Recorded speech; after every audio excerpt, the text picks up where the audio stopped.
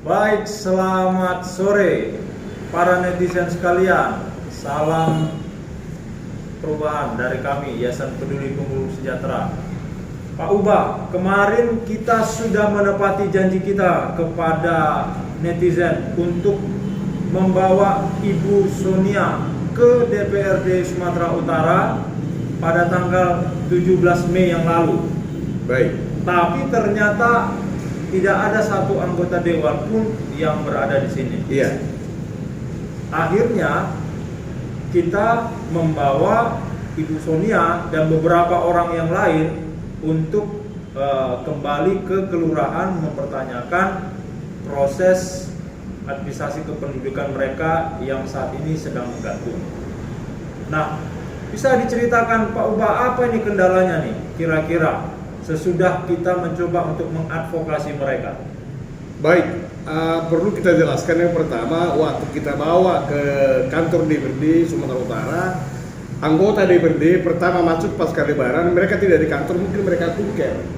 Kunker? Iya, karena kebiasaan mereka kunker gitu. Jadi ketika rakyat mengadu ke wakilnya, ke wakil rakyat, mereka tidak ada gitu. Sehingga kita ambil kebijakan, karena yayasan kan sudah mentok, kita adukan kepada lembaga yang lain. Ada teman kita pada waktu itu lembaga sosial masyarakat yang mendampingi sana. Tapi anehnya sampai di sana berkas itu kan sudah menumpuk yang kita ajukan ke kantor desanya. Iya. Ternyata cuma satu yang diproses gitu. Saya nggak tahu di mana kendalanya. Apakah karena peraturan pemerintah seperti itu harus satu dulu, besok satu lagi, nggak tahu. Karena memang begitu mungkin barangkali polanya di Kabupaten Deli Serdang gitu, Dicicil ya? Dicicil. Jadi sementara kan kalau dicicil datang lagi besok berkas, warga mengadu lagi sampai kapan pun tidak akan siap gitu.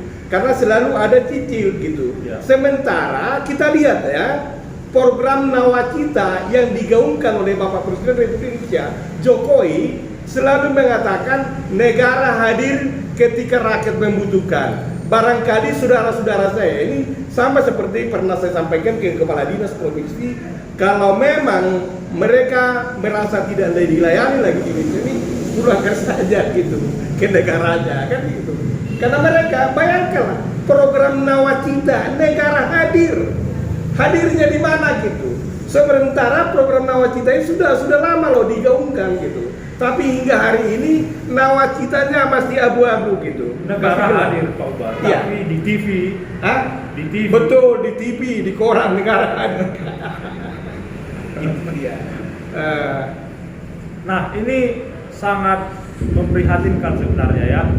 Ada orang yang membutuhkan pertolongan tapi Dihambat gitu. dihambat. Nah.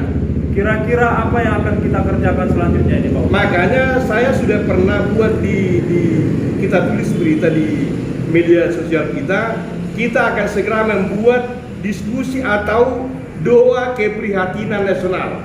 Betapa sulitnya mendaftar menjadi warga negara Indonesia ya, itu yang pertama. Yang kedua, kita akan kembali mendatangi wakil rakyat gitu ya. Ya. Karena wakil rakyatlah yang bisa menyelesaikan ini. Ketika legislatif yang arogan gitu ya. Sementara dinas provinsi mengatakan pada waktu itu setiap orang yang berada di provinsi Sumatera Utara akan kami fasilitasi. Kan begitu. Ya. Ternyata sampai sekarang. Gitu Pak ya. Jadi apa lagi? Ya. Dua alternatif ya. Oke. Mungkin melalui doa hatinya tersentuh. Iya, mudah-mudahan. Iya. Makanya kita dalam benak saya kita akan undang nanti dari alim ulama gereja, tokoh agama Nasrani lah ya, dan juga dari Muslim berdoa kepada pemerintah supaya diluluhkan hatinya gitu ya. Berdoa kepada wakil kita DPRD supaya diluluhkan hatinya, supaya membuka mata dan pikir hati kepada rakyat marginal ini yang sangat kesulitan mengakses layanan dokumen kependudukan. Bayangkan Pak ya, sama seperti kemarin. Karena selama ini merasa terabaikan, kebetulan saya datang kerja belusukan ke daerah itu, ada seorang ibu sampai rela menjual sembako pemberian orang hanya untuk mengurus kakak.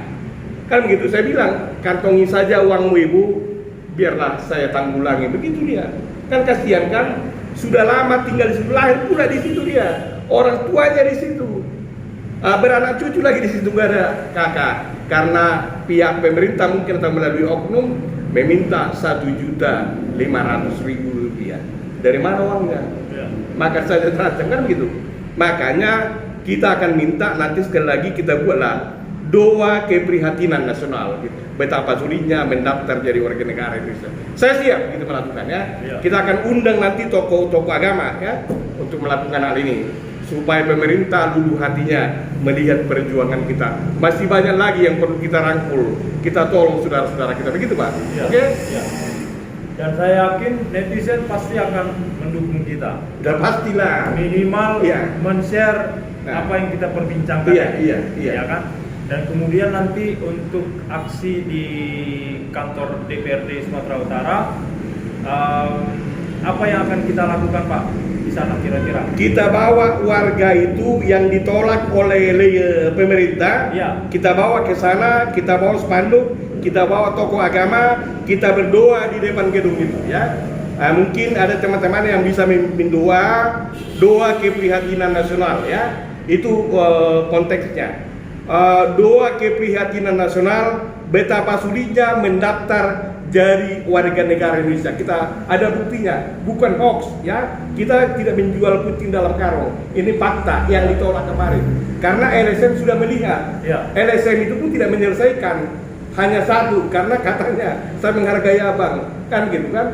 Mana ada menghargai di negara ini begitu?